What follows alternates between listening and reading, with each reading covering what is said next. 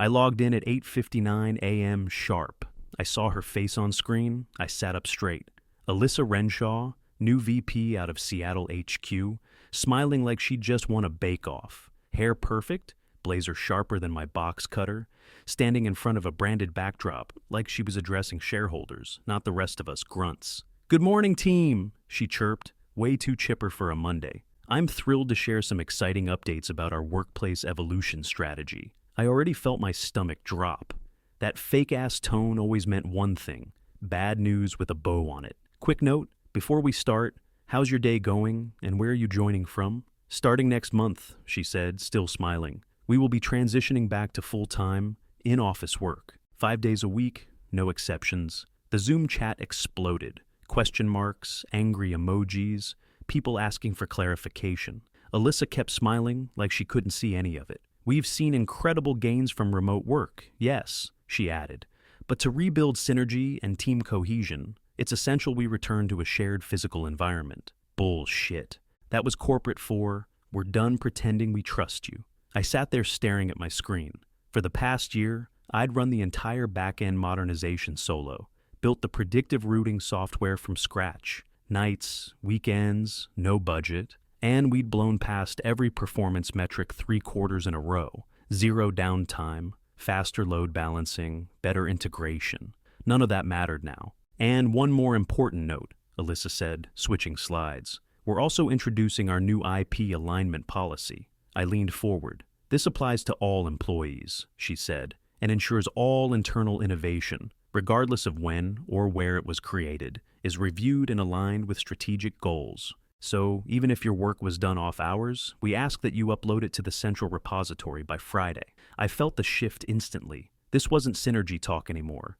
This was a land grab, a clean, quiet heist. I unmuted. "Just to clarify," I said, "are you saying anything we've developed, even off the clock, is now considered company property?" She gave me that tight little smile. "If it supports our mission, yes. And if that's a concern, Vince, you're welcome to resign." I didn't say another word. I didn't have to, because right then I knew something she didn't. It was already too late. I clicked mute, stood up, and grabbed my second monitor. I shoved the second monitor into my duffel without wrapping the cord. Didn't care if it cracked. Laptop next, charger. The cheap plastic docking station I bought myself, because the company ones were always on back order. Then the mug, black ceramic, chipped on the handle, 2-line notebooks. And the last thing, the old plaque from Brendan. King of fixes. I hadn't talked to him in 2 years, but the thing still meant something. Tossed it into the box and taped the top shut. No one said a word. I walked out of the shared office space. 8 desks, 5 empty, the other 2 occupied by people pretending not to watch. I didn't look at them, just kept moving down the hallway. The elevator opened, and Ryan popped in behind me at the last second, holding his laptop like a shield. "Dude," he said, breathless. "What just happened?" I didn't even look at him. "Watch closely." We hit the 3rd floor, HR and legal, and I stepped out. He stayed in the elevator. I walked past the front desk like I belonged there, turned left at the copier, and dropped the sealed envelope in the outbound tray. It slid in with a little thud, white standard letter size. Addressed to Alaric Systems Legal, ATTN IP Compliance. I didn't pause, didn't double-check the address. I'd written it clean, in blue ink, on purpose. Inside was everything they'd need to choke on. Timestamps, project logs, file hashes, Git commits, phone records, the witness statement from Javier, even screenshots of my terminal history going back 6 months. And the notarized declaration, signed 2 days ago, spelling it out, my code was mine. Built off contract, off clock, off grid.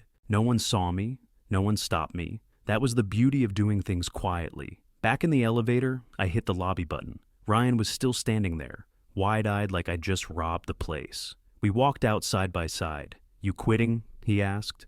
"I already did," I said. "They just haven't figured it out yet." Outside, the air felt colder. Not the weather, just sharper, cleaner, like the second after a thunderclap. My car was parked across the street, in the lot that always flooded when it rained. I tossed the duffel in the box into the back seat, climbed in, and turned the key. Ryan knocked on the window before I pulled out. "You gonna tell me what's going on?" I rolled it down halfway. "Here's all you need to know. Don't upload anything to that new repo. Not a word. Not a line." He nodded. but I could see the doubt behind his eyes. He stayed behind at Alaric, said someone had to keep an eye on the wreckage. I pulled away and didn't look back at the building. No slack goodbye, no slack at all. That bridge was already ashes. I took I-5 south, cut across downtown, and parked in front of a brick building with a busted neon sign that said, CO Create. Paid parking, $5 an hour. Worth it. Inside was warm, humming, low ceilings, coffee machines running nonstop, a mix of solo weirdos, startup kids, and burned-out consultants staring at dual monitors like their souls were trapped in Excel sheets. I walked up to the front desk. The guy behind it had a beanie, a nose ring, and a tattoo that said, "No gods, no bosses." Felt right. "Hey," I said. "I booked Workspace A7, day pass." He checked his tablet, nodded, and handed me a key card. "You're with Phil, yeah?" "Yeah." "Cool. He's in the back. Brought muffins." I smiled for the first time all day. Phil always brought muffins when things were about to blow up. Phil was exactly where I expected him. Back corner booth under a buzzing fluorescent tube, surrounded by coffee cups, legal pads, and a laptop that looked older than half the people in the room. He didn't even look up when I dropped my bag beside him. "You brought it?" he asked, voice low and scratchy like gravel. "Every bite," I said. He grunted, reached for his mug, and slid a stack of forms across the table. "Let's make it official." That's the thing about Phil. No questions, no judgment, just signatures and coffee. I opened my laptop and woke up the screen. My folders were already color-coded and time-stamped. Routing logic v3.4, load balancing protocols, and core optimization framework. Each one had its own checksum, commit log, and backup path ready to go. I'd been building toward this moment for months, just in case the company ever tried something stupid. Guess what? They had. Phil pulled a small notary stamp from his pocket, pressed it down with a heavy thunk, and scribbled his initials on the corner of each declaration. I scrolled through my notes, double-checking every reference link, every signature, every timestamp. The laptop fan whined softly, heat rising off the keys. My pulse matched it. I didn't breathe until the first notarization file uploaded, and the green checkmark flashed. "One down," I muttered. Phil was already pouring more coffee. "Keep going. You look like a man halfway through a storm." "Feels like it." The last provisional patent, core optimization framework, was the heart of everything. The one they'd salivate over. I attached the encrypted archive, set the upload path, and hit enter. My connection hiccuped for a second, then resumed, each byte crawling up the wire like proof of life. When it hit 100%, I backed it up 3 different ways: local, cloud, and offsite to Javier's university storage node. Javier was my old college roommate, a math guy turned data scientist at Oregon State. He'd witnessed my early builds years ago, even ran test sims for fun. I had texted him earlier, "Need timestamp confirmation? Confidential?" He just replied with a thumbs up and a time. That's all I needed. Phil slid the last form toward me. "Initial here, date, sign at the bottom." I did. He stamped it, heavy and final. The table shook, and just like that, it was real. All the anger from that morning, the fake smile, the condescending tone, the "you're welcome to resign" crap, it burned off into something sharper, focused. I wasn't angry anymore. I was locked in. I reached for one more file, a clean export sitting in a folder labeled Ghost Ops. Phil raised an eyebrow. "That part of the patent group?" "No," I said, "that's mine." "What's it do?" "It remembers everything." He chuckled. "You're a strange dude, Vince." "Yeah," I said, "that's what makes it work." I opened the Ghost Ops folder and watched the structure populate. Modular, adaptive, self-balancing. The backbone of every other build I'd ever touched. I zipped it, encrypted it, and created a digital fingerprint before saving it to an external drive. Then I pulled out a small black USB stick and slipped it inside. "Offsite?" Phil asked. "Multiple." I uploaded duplicates to private nodes, 2 in the States, 1 overseas, then routed the confirmation logs through third-party timestamp servers. The kind that hold up in court because they don't care who you are, only what time you press send. When it was done, I closed the lid of my laptop and leaned back. My hands were shaking, but steady enough to hold my coffee. Steam hit my face, and it finally felt like oxygen again. Phil tore out the top copies of each notarization and handed them to me. "Keep these locked up. Safe deposit box if you're smart." "Already rented one," he grinned. "You came loaded." "Always do." For a second, we just sat there. The co-working space hummed with the noise of people trying to look busy. Phones buzzed, printers jammed, espresso machines hissed. Nobody knew what had just happened in the back corner, but I did. Everything that mattered was now documented, sealed, and legally bulletproof. Alyssa wanted control. What she got was a digital minefield, each step marked, dated, and traceable straight back to me. I packed up the forms, slid the USB into my inner jacket pocket, and stood. Phil lifted his mug. To clean exits, I raised mine. To clean detonations. Then I walked out, sunlight hitting my face through the front windows, and for the first time that day, I smiled. 3 weeks later, I was sitting in a folding chair at Green Lake Park, black coffee in hand, pigeons scrapping over sandwich crusts near my boots when Ryan texted me. They're launching Next Logic at the Puget Tech Summit. It's happening. I didn't reply, just leaned back, let the breeze hit my face, and took a slow sip. So, that was the name they picked, Next Logic. The branding team probably high-fived over it. Slick, forward-sounding, all caps to hide the panic behind the scenes. I could already hear the buzzwords: AI-powered, real-time, optimized workflows. Translation: duct-taped code wrapped in a PowerPoint lie. 10 minutes later, Ryan called. "They're moving fast," he said. "Pushing a live build for the demo next week. Everyone's scrambling." "Which build?" I asked, already knowing. "They're calling it V1 Alpha." He hesitated. "But I saw the core files. Vince, it's your routing logic. It's been stripped down, but they copy-pasted it," I said. "Yeah." I could hear the tension in his voice, like he was waiting for me to snap. But I didn't. That was the thing. I didn't need to anymore. "What's broken?" I asked. "A lot," he said. "Backend's throwing logic fails. Malik ran stress tests and half the fallback protocols aren't triggering because they're missing the dependency handlers." "Exactly. And the load balancing script, it's just empty, like a placeholder." I let that sit, took another sip. Then Ryan added, "Malik posted in our dev-only channel. He wrote, 'Wasn't this part of Vince's sandbox repo?'" That was the fuse. Private or not, those channels weren't safe. Someone would see it. Someone always did. "How's Alyssa handling it?" I asked. "She's pushing the team harder, calling it a tight iteration sprint." I laughed. That's one way to spell collapse. Inside their walls, it was happening. Quiet, slow, like mold spreading through drywall. You don't see it at first. Then one day, the ceiling caves in. I pictured the codebase: broken trees, circular calls, dead ends. My old framework was designed to self-correct, but only if all modules were intact. Rip one piece out, it stalls. Rip two, it chokes. And they'd tried to run it without the ghost ops spine, the thing that stitched it all together. Smart move. If you're trying to kill a product in front of a crowd, "Still think I should have stayed?" I asked. Ryan didn't answer. Didn't need him to. The real irony? Alyssa herself had created the legal opening for me. 2 months before she went full tyrant, she'd pushed through a quiet policy update, one that reduced corporate claim over non-assigned IP. I'd saved a PDF of it the minute it hit my inbox. So now, even their lawyers couldn't untangle the mess. They were sitting on a live demo built on code they didn't own, couldn't stabilize, and didn't understand. And every line of it pointed back to one person: me. And I wasn't even bluffing. I had the filings, the notarizations, the offsite logs, the backups. They could dig through every commit on every repo, and they'd find the same story. Vince Traeger built this alone.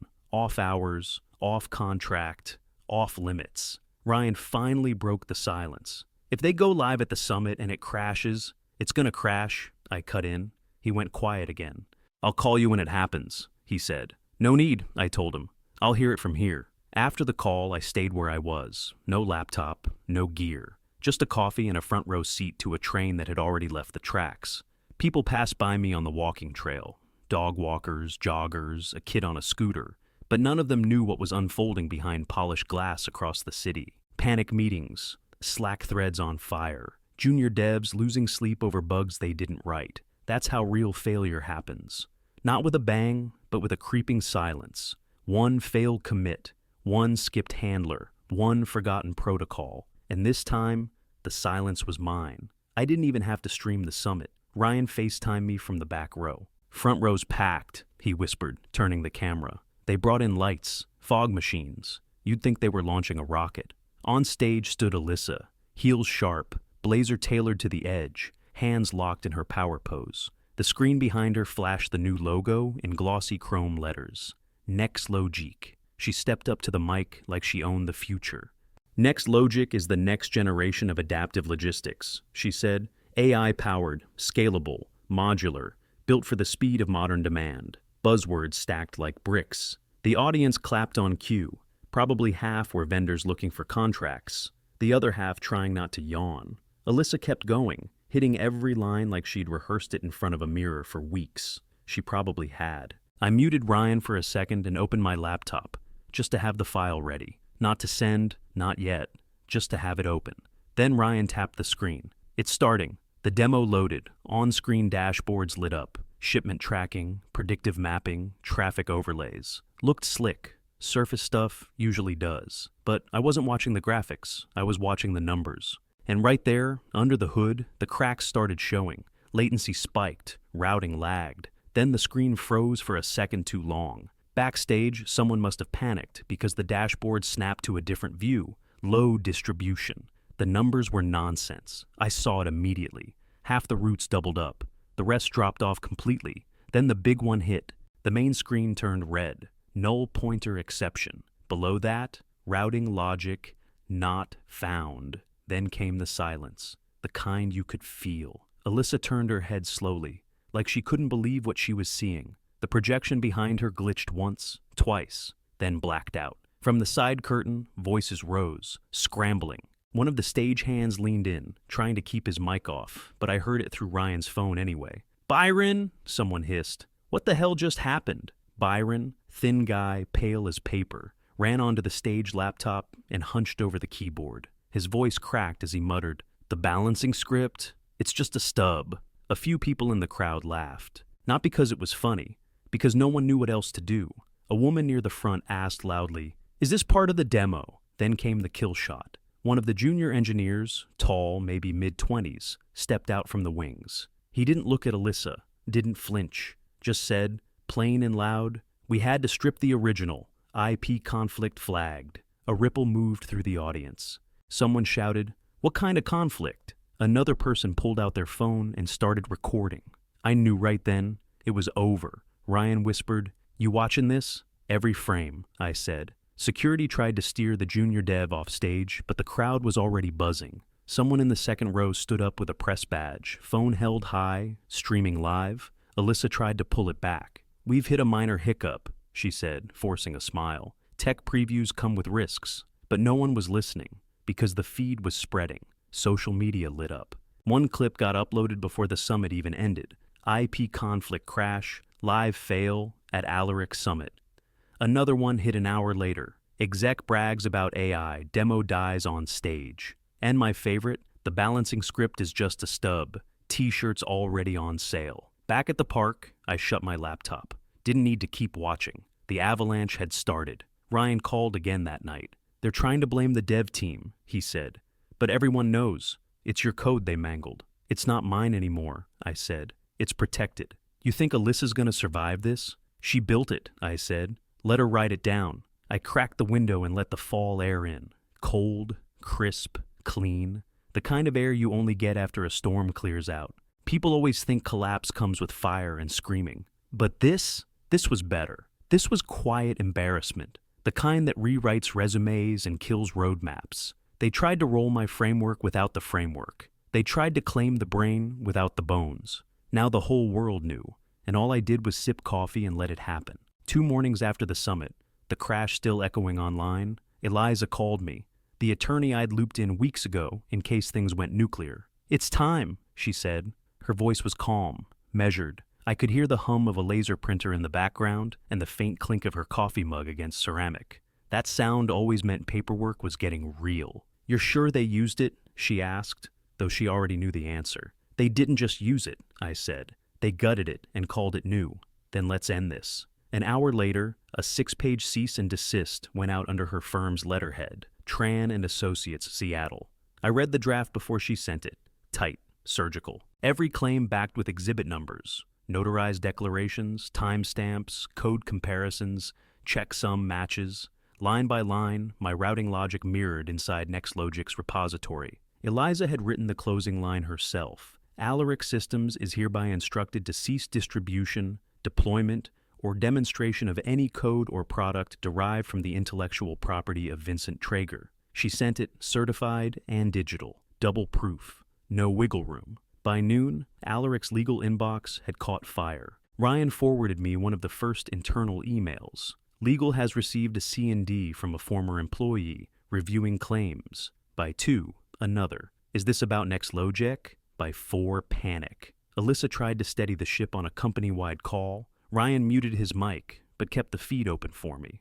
I listened in from my kitchen table. Provisional patents aren't enforceable, she said, voice tight but forced steady. This is a misunderstanding, and our counsel is handling it. She smiled through it, same polished smirk from that first Monday morning. But the cracks were showing. You could hear paper rustling in the background, voices whispering. Someone was feeding her updates mid-sentence. Then the second letter hit. This one wasn't from Eliza. It came straight from the USPTO, official confirmation that my provisional patents had been received, time-stamped, and filed. Each one dated before Nextlogic's creation. Routing logic, load balancing, core framework, every key piece, black and white. The message landed in their legal Slack at 4:37 p.m. By 4:41, compliance had joined the thread. By 4:44, Ryan messaged me. CTO just walked out of a meeting red-faced. Karen from legal looks like she saw a ghost. That's when the leak started. A screenshot hit Reddit. Anonymous user, probably someone on the inside. It showed part of a thread from Alaric's compliance channel. Wait, we don't own the routing framework? Then another reply below it. Legal says IP predates project inception. It spread fast. Blogs picked it up. Whistleblower claims IP conflict at Alaric Systems. Investors started calling. Recruiters stopped answering their emails. The company's roadmap, months of slides, forecasts, and promises, evaporated in a day. Eliza called me again that night. You've officially nuked their launch, she said. They can't deploy, can't sell, can't even touch the code without violating your patents. I leaned back in my chair, staring at the dark screen of my laptop. They'll try to spin it. They can't, she said. The timestamps killed the spin. I smiled. Good. Then she added softer. You really played this clean. I didn't play, I said. I documented. That was the difference. They'd built on bluster. I'd built on proof. Emails were still flying long past midnight. Ryan kept sending me fragments, each one worse than the last. Executives looping in PR, engineers begging for clarification, someone from finance asking if the product still counted as an asset. It didn't. By sunrise, I knew they'd finally realized what I had known from day one. They'd never owned it. They never even touched the real system. And now, they couldn't legally take another step forward. The framework was dead in their hands. And I was just getting started. I got the message from Eliza at 8:03 a.m. sharp. Emergency board meeting. She's been summoned. No follow-up, no details. She didn't need to explain. I knew exactly who she was. Alyssa Renshaw. By 8:45, every executive at Alaric Systems had crammed into the top-floor boardroom in Seattle. Glass walls, leather chairs, water bottles no one ever opened. The kind of place where people like to pretend they made decisions when, really, all the choices had already been made for them. Except today. Today was different. Alyssa's voice filled the room. Clear, smug, careless. Once it's in the system, it's ours. Doesn't matter when he built it. She didn't deny it. Didn't even flinch. Just crossed her arms and said, that was off the record. Context matters. Karen didn't even look up. It's admissible. We've confirmed timestamp and chain of custody. A pause. The kind of silence that scrapes the air. Then Eliza spoke. She stood near the far end of the room, tablet in one hand, printouts in the other. Calm, unshakable. She walked them through everything, line by line. Development logs, signed and dated. Notarized affidavits from 2 witnesses, including Xavier. Git commit histories verified, offsite backups, timestamps, provisional patents filed and confirmed, and the policy clause, Alyssa's own update, granting non-assigned IP freedom outside of contract. It wasn't a presentation, it was an execution.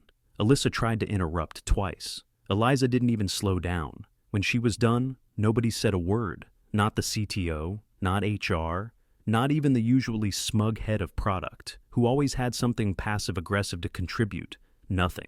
Dead quiet. Karen closed her laptop, pulled out the second folder and slid a paper across the table to Alyssa.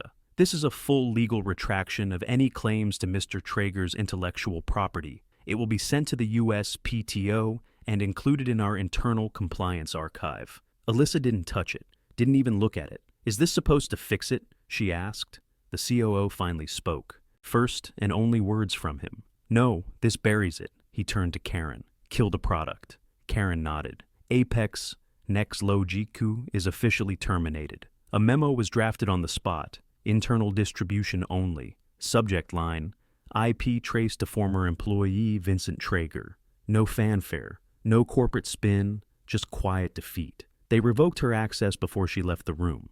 1 second, she had full clearance. The next, her laptop froze. Badge light went red. Her Outlook calendar disappeared mid-sentence. Someone from IT pinged her phone and told her to leave it on the table. Company property. When she stood, nobody looked at her. Nobody said goodbye. She walked out without a word, heels tapping against the hardwood like she still had some kind of control. But the sound meant nothing now. By lunchtime, her LinkedIn went silent. No new posts, no updates, just stale buzzwords and a title she no longer owned. Eliza called me on the way out. She's done, she said. Everything you built is protected. I didn't celebrate, didn't gloat. I just nodded to myself and whispered, good. They thought they could bury the builder and keep the blueprint. But they forgot one thing. I didn't build that system for them. I built it to last without them.